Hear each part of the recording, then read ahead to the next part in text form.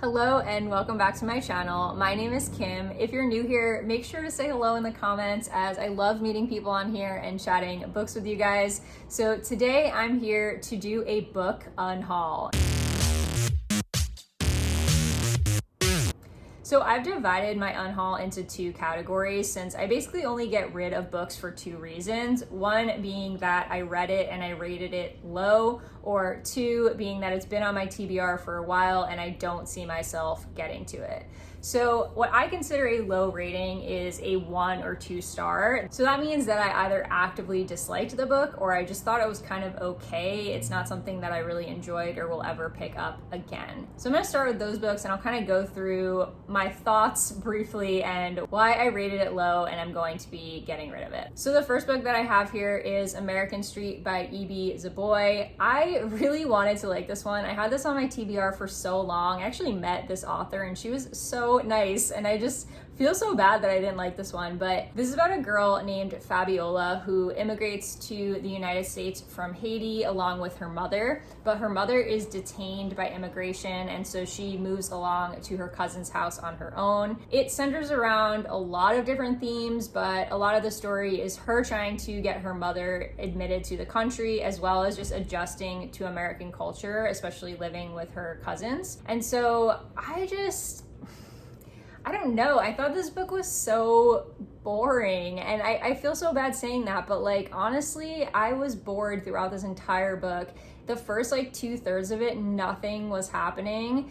This is also sort of magical realism, as there's this guy who lives on the corner by the cousin's house, and it's implied that he has some sort of tie to mythology or has some sort of magical powers that Fabiola is constantly referencing. I'm not a huge fan of magical realism, so I'm not that surprised that that didn't work for me. But overall, like the story just kind of dragged. And then in the last third, it went from like nothing happening to all the things happening, but it got like almost too crazy for me. Like it was like all of a sudden there are these street fights and people are getting murdered, and it just went to the opposite extreme. It had no plot, and then it was like this really insane, almost like over the top plot, and that just really didn't work for me. So I'm not ruling out E.B. Zaboy as an author. I would definitely check out some of her other books, but this one was not for me. Next we have The Sweetness at the Bottom of Pie by Alan Bradley. This one is the first in a very long series of Flavia de Luce books. This one was recommended to me by one of my students. She loves this series and I picked it up on her recommendation. This just wasn't really my thing, I guess. I definitely am getting into mystery and I enjoyed Flavia as a character, but the whole story overall felt really slow to me. I might pick up other books in this series just to see if they get better, but this one I'm not going to be rereading or holding on to. Next we have Eclipse by Stephanie Meyer. So I actually have the entire set of these like white Twilight books that I bought a while back, and I did a reread of the first 3 books a couple of months ago just because I wanted to see what I would think of them, and also Midnight Sun was coming out. And I am actually going to hold on to the first book and the second book because I enjoyed them, but this one was painful to get through. It's so crazy because I remember loving these books when I read them when I was younger, when they first came out. But oh my God, Bella was so annoying in this book. This was just like honestly torture. It was so long too. It's like over 500 pages of just Bella being the most spoiled brat ever, and Edward just being the most toxic boyfriend ever. And so I cannot pick this up ever again. I'm gonna keep the first 2 books and just donate this one. Next is The Ballad of Black Tom by Victor Laval. I actually talked about this in my July wrap-up because this is a recent read for me. This one is a retelling of H.P. Lovecraft's story, The Ballad at Red Rock. It is definitely fantasy. I went into this hoping for social commentary on racism in 1920s New York City, and I got a little bit of that, but it's mainly fantasy. So this is essentially an attempt to rectify the fact that the original story by Lovecraft was pretty racist. And so Victor Laval wrote a new version of the story that centers around a guy named Tommy Tester, a black man living in 1920s New York City, who basically gets pulled into this fantastical secret when a wealthy white man asks him to come play guitar at his house for an evening. I just couldn't get into the fantasy elements of this. I thought it was super confusing and I just didn't care about this like fantasy world, and so it just did not work for me. Even at 120 something pages, I was bored out of my mind. So this one has got to go. Next is another one that I read in July, and that is Carrie by Stephen King. For those of you that don't know, I'm doing a Stephen King book a month because I'm trying to get into his work, and this is his first ever published novel. I spoke about this already in my wrap up, but this one is basically about Carrie White. She's a teenager who has telekinetic powers, and she is treated really poorly by her religious mother and her classmates. So she basically lashes out using her powers to try to get revenge on her classmates and her mom for treating her badly. It's a very classic story that I'm sure everyone is familiar with, but the narrative style was really tough to read. It's kind of like this broken narrative. It's told from multiple perspectives. I found it very confusing to figure out whose perspective we were in because there was no indication of when it was switching. It basically only had like one thing happen the entire book, and it was just that one event being told from the perspective of a bunch of different people, so it got repetitive and boring. Next is Access Restricted by Gregory Scott Kasulis. This is the second book in the All Rights Reserved series. It's a duology. I don't think there are any other books coming out. I actually really enjoyed the first one, but the second one just was kind of boring as a sequel. It was a little unnecessary, honestly, in my opinion. But the series as a whole is basically about this world in which people are charged for the words that they say. And so it becomes, once you turn, I think, 13, you start getting charged. Like every word is copyrighted, basically. And so everything you say, you get charged. And so people are really poor and in a lot of debt from speaking. I thought it was such a cool concept, and I did genuinely like the first book. I think I gave it 3 stars, but then the sequel was just kind of meh. I'm not going to reread it, so I'm going to pass this one along. Next is Gloria O'Brien's History of the Future by A.S. King. I picked up this book because Books and Lala recommends A.S. King all the time. It's one of her favorite authors, and I really wanted to try her out. But this one just wasn't really very good. I don't know. I'm definitely going to check out some more A.S. King, but this one felt really bland and boring to me. This one was about a girl named Glory who, along with her best friend, they essentially drink a bat, which I know sounds really weird, but they like disintegrate this bat and then drink it, which was not pleasant to read about. And afterwards, they have the ability to look at anyone and see their entire future. If I remember correctly, I don't think it works on themselves, but they can see each other's. So in theory, this sounds really cool. Like someone being able to look at someone and see their entire future sounds like a really cool concept, but in execution, it just felt like it didn't go anywhere. I felt like nothing happened in this. I honestly don't remember much of the plot beyond that like kicking off point of them developing this power. And not much really happens once they do get this power. It's just kind of normal life and not much else. I don't know. Again, magical realism doesn't really work for me, I guess. This is an example of a weird book that was just too weird because I didn't get it and I thought it was confusing and boring. So we'll give A.S. King another try, but this one is not it. Next, we have one that I've held on to for a while. I actually read this several years ago, but that is We Set the Dark on Fire by Taylor K. Miha. So this one is the first in a series. This is a gorgeous book. Like, I love the cover of this, which is why I've waited so long to get rid of it. But honestly, I'm not going to continue in this series, nor am I ever going to reread this book. So I want to pass it on to someone else who will appreciate it for what it is. So I remember very little about this. This is basically a YA fantasy that reads like every other YA fantasy. It does have LGBTQ rep, which I appreciated. From what I recall, this is basically about a boarding school type situation where the girls are sent there to fulfill one of 2 roles. They're being trained to be a wife, and in this society each husband has 2 wives, one that raises the children and one that runs the household. And so this is about a girl who goes to that school and is being trained and is about to be married off.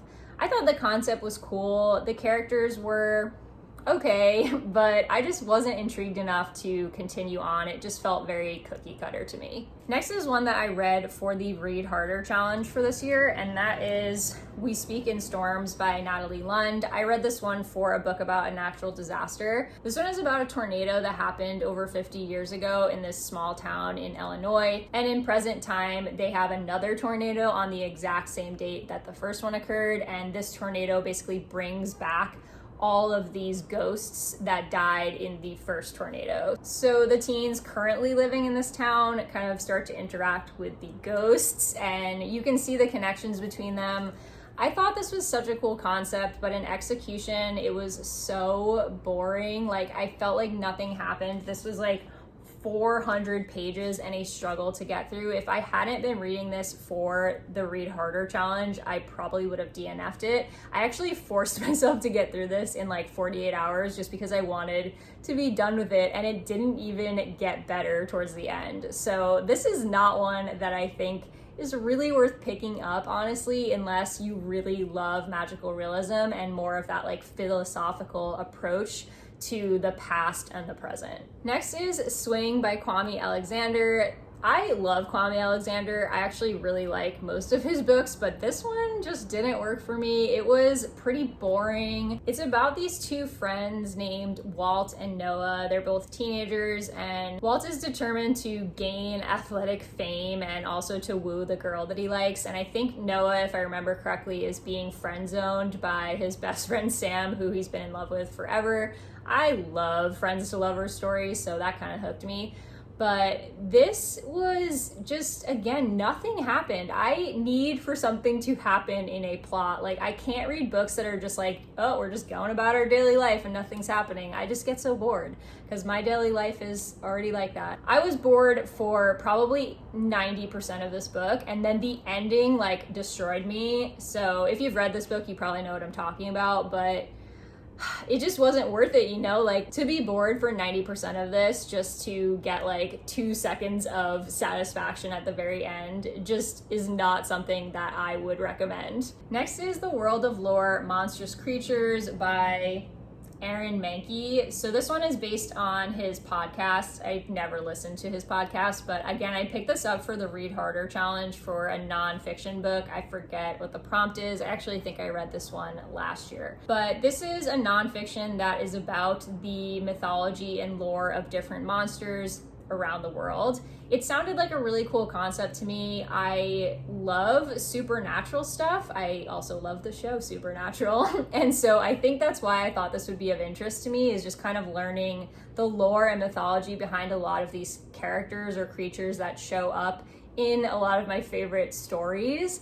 But it was pretty dry. I gave it 2 stars. It was kind of just like an okay read. I will not continue with this series. There are other books in it, but if you are somebody who enjoys nonfiction and mythology, it's worth checking out. Next is a bit of a controversial one. So this is Ninth House by Leigh Bardugo.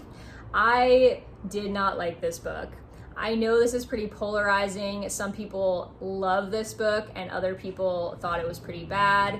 I think there are people out there that will like every book because we are all different and have different experiences that we bring to the table when we are reading a book. This was just, in my opinion, so info dumpy and boring. This sounded right up my alley. It was one of my most anticipated releases. I admittingly have not read anything else by Leigh Bardugo, but this one is dark academia. It deals with cults, and that is right up my alley. I love books about cults and I love books about dark academia, so this was like an easy sell. However, in execution, so boring and confusing and info dumpy. So for the first 200 pages of this, nothing happens, and she's just giving you like all this background information on all of these cults and societies, and you're just like bored out of your mind. At least I was. And then once the action starts picking up, it's just kind of like very formulaic, like the same things just keep happening. There's a murder mystery aspect to this that I was super interested in, but is not explored very deeply. I liked the main character, and I also liked Darlington, I believe his name was, but it was not enough to save this book for me. I think this is gonna be like a 5-book series or something, and I just cannot see any situation in which I will continue with this series. Okay, on to the books that have been on my TBR for a while. So the first is In Cold Blood by Truman Capote. Obviously, this is a classic. I bought this thinking that I was going to pick this up because I'm pretty fascinated by true crime and serial killers and things like that. And this one sounds interesting. I actually saw the movie, I forget what it was called. It was either called Capote or Truman or something like that, about his actual writing of this book, and that's what inspired me to pick up the book.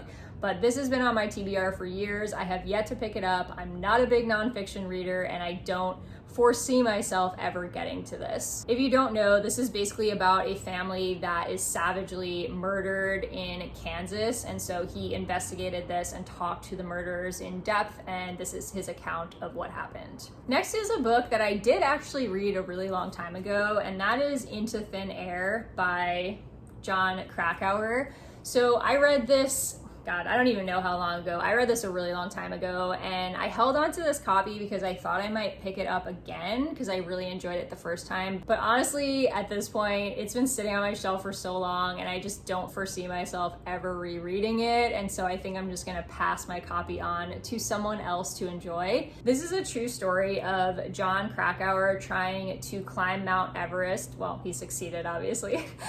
Climbing Mount Everest with a group of 20 other climbers. As they're on their descent, this crazy storm hits, and so it's a survival story. Jon Krakauer writes really great nonfiction, so definitely check him out. I enjoyed this book, so it's not like I'm getting rid of it because I thought it was bad. I just need space on my shelves, and I'm not going to pick this back up, so I will pass it on to someone who will. Next is another one that has been sitting on my TBR forever, and that is The Help by Catherine Stockett. So everyone knows this book. I don't even know if I need to tell you what it's about. But this takes place in the 1960s South. It is about a group of Black maids who all get together to write this tell-all book about what it's really like to be a Black maid in the rural South. And I've seen the movie. I loved the movie. This is a really long book that I bought at the library bookstore thinking, yeah, I'll definitely pick this up. I know people love this book, but being as I've already seen the movie and I haven't picked this up in the years that it has been sitting on my shelf, I just don't see it happening. So again, gonna pass this one on. Next is another book that I've actually already read a very long time ago, and that is Me, Earl, and the Dying Girl by Jesse Andrews. So this one I read when it first came out a really long time ago. I don't even know when. I know I was working at a bookstore at the time. When I read it, I thought it was just kind of okay. I don't remember anything about it except that it's about this kid, this teenager who becomes friends with a girl who is dying of cancer. I remember it being sad. I remember kind of thinking it was fine, kind of typical YA book, but I wasn't impressed. I then got a copy for super cheap from the library bookstore and thought I was going to reread it in preparation for seeing the movie, and that never happened. And because I don't really feel like this is one that I'm going to pick up at this point, I'm going to donate it. Next is one that I actually DNF'd quite a while ago, and that is The Darkest Minds by Alexandra Bracken. So I know this is so huge on BookTube, or at least it was at the time that it was popular, and I know people love this series, but oh my god, I thought this was so boring and so cliche and so typical YA dystopia. It just read like every other YA dystopia book from that era of YA. I got, I think, I don't even know, about halfway through this book, and I was bored out of my mind, and so I just DNF'd it. This was years ago, and I've still held on to this copy thinking at some point I was gonna pick it back up, but I don't think that's happening, so time to move on. If you don't already know, this is about a group of kids that survive this mysterious disease that ends up killing off most of America's children, and the kids that survive end up having powers, so they get sent to this kind of like rehabilitation camp, and that's about all I remember. I remember like they were road tripping, they were going somewhere, and they have powers, and it felt like every other YA dystopia book I've ever read. Next is Crier's War by Nina Varela. I actually got this in an Owl Crate box, which my boyfriend so very nicely bought for me. This one is just, I don't know, it just doesn't seem like my thing. It's been sitting on my shelf for a while. I know hardcore fantasy sci-fi readers really enjoyed this one, but that is not me. This one has something to do with a fantasy war and automatons and a girl bent on revenge who wants to like kill the ruler of the land or something. It sounds like every other YA fantasy book about war. So I don't know, if you've read this and you think this is different and worth picking up, let me know, but this one sounds like something that is just not going to hook me in the way that I would like. Next is one that I also started. I didn't get very far and I was pretty bored, so I don't think this is ever gonna happen, but this one is Hocus Pocus and the all-new sequel. I loved Hocus Pocus the movie when I was younger. It was one of my favorite Halloween movies. I've probably seen it more than 10 times, like as a child, and I would rewatch it now, and I might actually this Halloween. But I thought I would love this because I love the movie, but it was kind of boring. I mean, the first part of the story basically retells the movie, and then I didn't get this far, but there's a sequel at the second half. If you have not seen the movie and you don't know, this is basically about a brother and sister who unwittingly release this coven of witches by doing this spell, and they come and try to lure all the children away.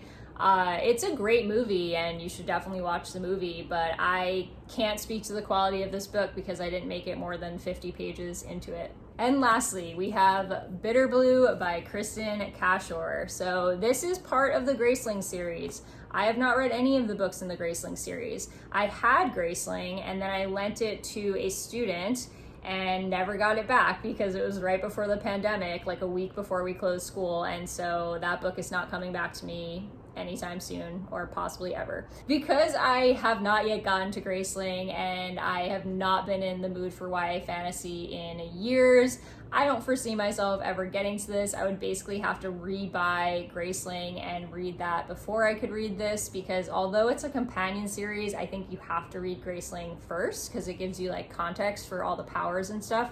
So I'm gonna pass this on. Hopefully somebody who has read Graceling will pick it up. Okay, that wraps it up. It's 1,000 degrees in my apartment, so I really need to go. But thank you so much for watching. If you enjoyed this, don't forget to give it a thumbs up and hit that subscribe button for more bookish content in the future.